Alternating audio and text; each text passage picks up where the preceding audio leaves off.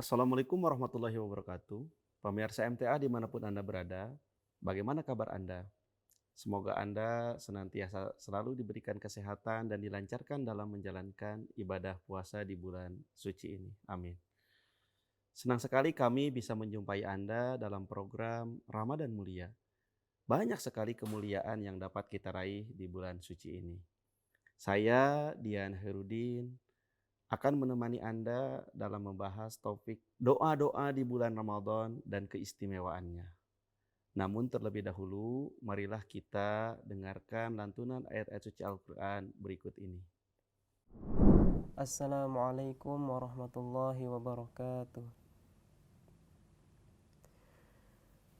A'udzu billahi minasy syaithanir rajim. Wa idza sa'alaka 'ibadi 'anni fa inni qarib. Ujibu da'watad da'i idza da'an falyastajibu li wal yu'minu bi la'allahum yarshudun.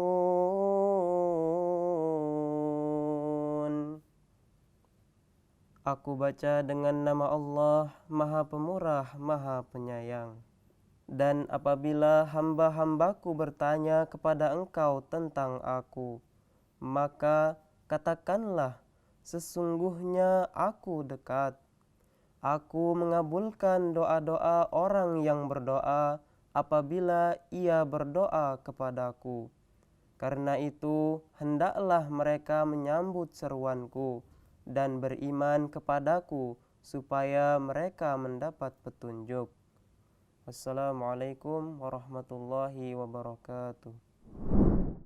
Jazakumullah ahsanal jaza, saya ucapkan kepada ananda kita yang telah melantunkan ayat suci Al-Quran. Baik pemirsa, mari kita lanjutkan topik pembahasan pada episode kali ini, yakni berkenaan dengan doa. Doa adalah obat penawar. Ya, pada akhirnya doa itu juga merupakan kunci untuk mengikat dosa-dosa. Dan seorang mukmin haruslah selalu melantunkan ataupun mengirimkan doa-doa. Di bulan Ramadan adalah waktu yang sangat tepat untuk berdoa kepada Allah Subhanahu wa taala.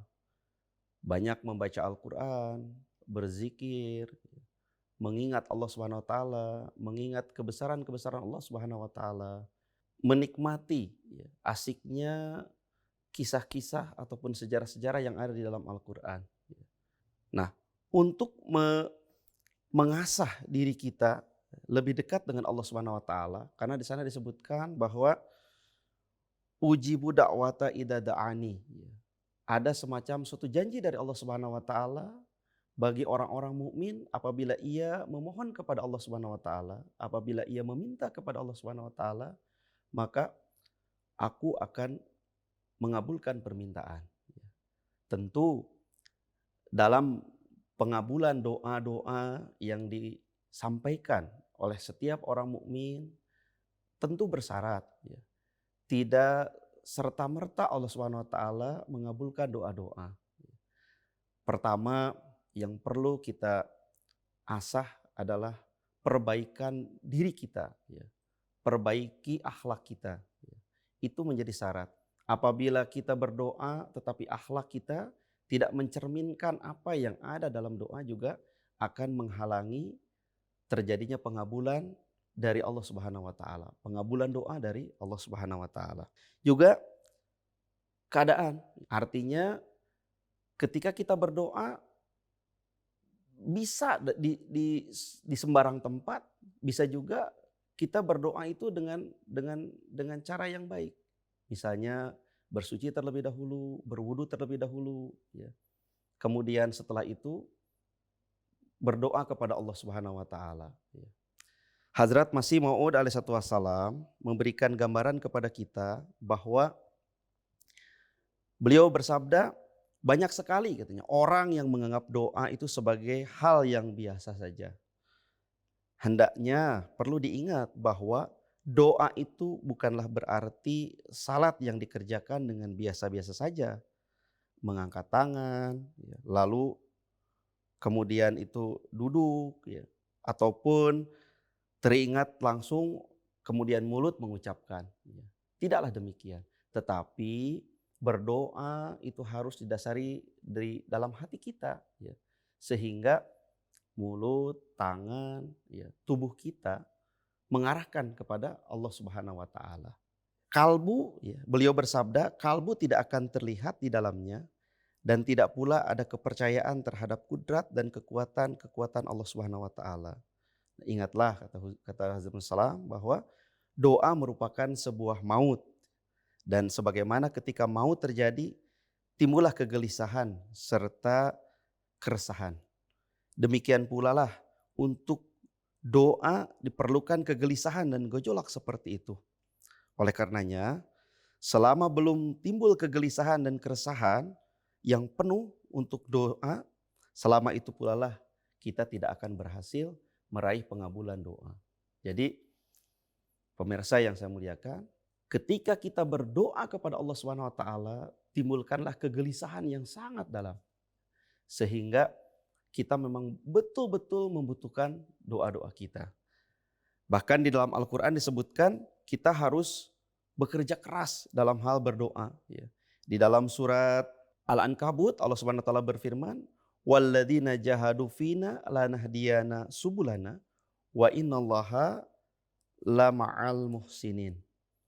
Dan orang-orang yang berusaha keras untuk berjumpa dengan kami pasti akan ditunjuki, ya, jalan untuk menempuh ke arah kami.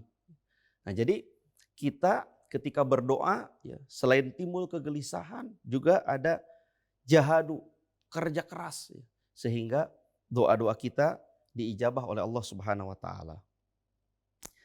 Kalau kita lihat dalam sabda Rasulullah Shallallahu alaihi wasallam, ya, kita teringat ada sebuah hadis yang mengatakan bahwa bulan Ramadan ini terbagi ke dalam 3 fase, ya, 3 fase, yakni Rasulullah bersabda bulan Ramadan di 10 hari pertama itu adalah rahmat, ya. Di 10 hari kedua atau pertengahan adalah ampunan, maghfirah, dan di 10 hari terakhir, ya, Rasulullah menyampaikan itqu minan nar ataupun terhindar dari api neraka.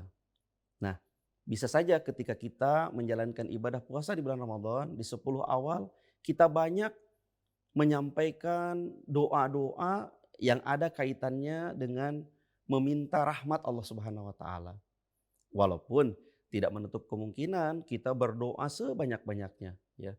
Baik itu doa-doa Al-Qur'an ataupun doa-doa Rasul yang diajarkan untuk meraih maghfirah atau untuk meraih rahmat Allah Subhanahu wa taala. Sebagai contoh kita lihat misalnya di dalam Al-Quran ada beberapa doa yang meminta rahmat Allah Subhanahu wa taala. Jadi misalnya contoh di dalam Al-Quran ada surat Al-A'raf, doa Rabbighfirli wali akhi wa adkhilna fi rahmatika wa anta arhamur rahimin. Bisa juga itu diamalkan untuk meminta permohonan rahmat dari Allah Subhanahu wa taala, ya. Ataupun berdoa sebanyak-banyaknya doa-doa yang lain, ya. Doa rohani program misalnya bisa disampaikan ketika di 10 hari pertama di bulan Ramadan. Atau juga misalnya di dalam Al-Quran surat Al-Mu'min juga ada, ya, yakni Rabbighfirli warham wa anta khairur rahimin, ya. Ini adalah satu doa yang biasa kita lantunkan juga gitu, ya, di luar daripada bulan Ramadan. Nah, jadi doa-doa yang mengandung rahmat itu perlu kita utamakan ketika di bulan Ramadan.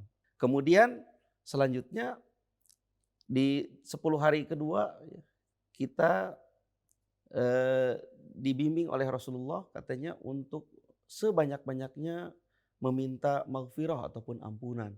Maka kita harus memperbanyak untuk membaca istighfar kepada Allah Subhanahu wa taala, memohon ampun kepada Allah Subhanahu wa taala, ya.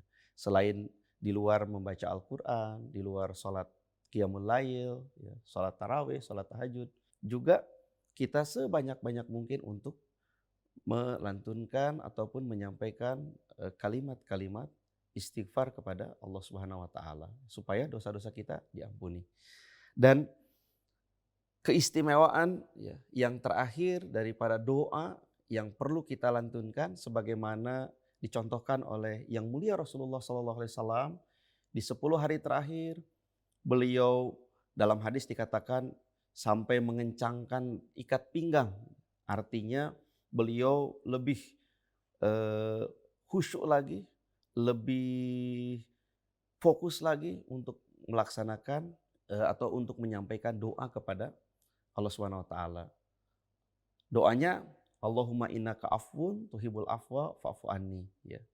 Ini adalah suatu doa untuk meraih banyak pengampunan dari Allah Subhanahu wa taala, dan biasanya Rasulullah Shallallahu alaihi wasallam membacakan ini terus-menerus, ya. Tidak ada henti. Ada beberapa cara yang diajarkan oleh Hazrat Masih Maud alaihissalam, ya, dalam menyampaikan doa-doa, ya. Yang pertama yang perlu kita lakukan adalah meminta pengampunan terlebih dahulu. Yakni sebelum kita berdoa, bacalah kalimat istighfar. Astagfirullahaladzim min kulli zanbin wa atubu ilaih. Ya. Kemudian selanjutnya tentu yang akan kita mintakan doa itu kan harus dengan apa ya, memberikan sanjungan yang terbaik. Ya. Maka sampaikanlah kalimat-kalimat sanjungan, puji-pujian kepada siapa? Kepada Allah Subhanahu wa taala. Misalnya kita diajarkan subhanallah wa bihamdihi subhanallahil azim, ya. Artinya memberikan sanjungan kepada Allah Subhanahu wa taala, memberikan sanjungan bahwa kita ini akan meminta kepada Allah Subhanahu wa taala, ya. Jadi yang pertama adalah kita bersihkan diri dengan beristighfar, kemudian yang kedua kita menyanjung orang yang akan atau menyanjung Allah Subhanahu wa taala. Baru yang ketiga adalah karena kita butuh perantara doa-doa kita akan sampai kepada Allah Subhanahu wa taala, maka kita harus mengirimkan salawat kepada yang mulia Rasulullah sallallahu alaihi wasallam. Allahumma sholli ala Muhammad wa ala ali Muhammad wa barik wa salim innaka Hamidum Majid. Atau bisa juga kita terlebih dahulu membuka doa kita dengan membacakan surat Al-Fatihah, ya. Karena surat Al-Fatihah juga merupakan bagian dari doa yang terpenting di dalam Al-Quran, ya. Karena surat Al-Fatihah juga diberi nama as-salat, ya. Artinya doa juga, ya. Untuk membuka doa-doa kita, maka kita awali dengan membaca surat Al-Fatihah. Dalam pengabulan doa, ya, juga tentu Allah Subhanahu wa taala, ya, selain akan mengabulkan juga akan selektif. Kalau Hadrat Masih Maud alaihissalam menggambarkan pengabulan doa itu seperti seorang anak meminta kepada ibunya. Tentu seorang ibu itu sangat mengasihi anaknya, ya, sangat menyayangi anaknya. Tetapi dalam hal-hal tertentu apa yang diminta oleh si anak, tentu sang ibu itu tidaklah semua yang diminta itu akan diberikan oleh sang ibu, ya. Tentu selektif. Misalnya contoh, si anak meminta bara api. Apakah sang ibu, ya, yang sangat menyayangi anaknya akan memberikan bara api? Tentu tidak, ya. Tentu si ibu tidak akan mengabulkan permintaan anaknya. Atau misalnya si anak meminta pisau. Tentu juga sang ibu tidak akan memberikan pisau. Nah, artinya doa-doa yang kita sampaikan kepada Allah Subhanahu wa taala, tentu Allah Ta'ala pun akan selektif. Ada yang doa yang dikabulkan oleh Allah Subhanahu wa taala, ada juga mungkin doanya akan pengabulannya akan tertunda. Sehingga doanya itu atau pengabulannya itu akan kita raih pada hal yang lain. Atau, ya, Hadrat Masih Salam juga menggambarkan kepada kita bahwa pengabulan doa itu tidaklah sesuatu yang kita harapkan, gitu ya. Bisa saja itu melalui cara yang berbeda ataupun cara yang lain, ya. Misalnya contoh kita meminta diberi pekerjaan, ya. Nunggu-nunggu ternyata pekerjaan yang kita minta belum tentu sesuai dengan apa yang dikabulkan oleh Allah Subhanahu wa taala. Nah, jadi, intinya adalah kita harus memiliki keyakinan yang teguh, memiliki keimanan dan ketakwaan yang kuat untuk meraih pengabulan doa-doa kita kepada Allah Subhanahu wa taala. Sehingga doa yang kita sampaikan, doa yang kita utarakan itu akan berkualitas di hadapan Allah Subhanahu wa taala.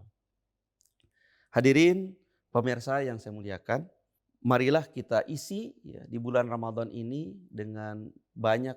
Pertama adalah membaca Al-Quran, kemudian yang kedua adalah berzikir kepada Allah Subhanahu wa taala. Ketiga adalah membaca salawat sebanyak-banyaknya, dan yang selanjutnya adalah berdoalah sebanyak-banyaknya sesuai dengan apa yang kita minta. Sehingga maksud-maksud yang ingin kita capai di bulan Ramadan itu bisa diutarakan ke hadirat Allah Subhanahu wa taala. Adapun penyebab doa-doa kita tidak dikabulkan oleh Allah Subhanahu wa taala banyak hal sebenarnya, ya.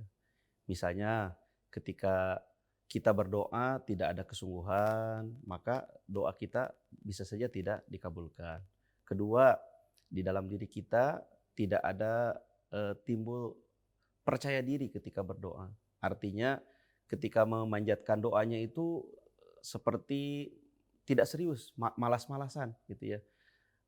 Setengah hati ketika memanjatkan doanya itu. Ya, itu juga bisa menjadi tertundanya pengabulan doa.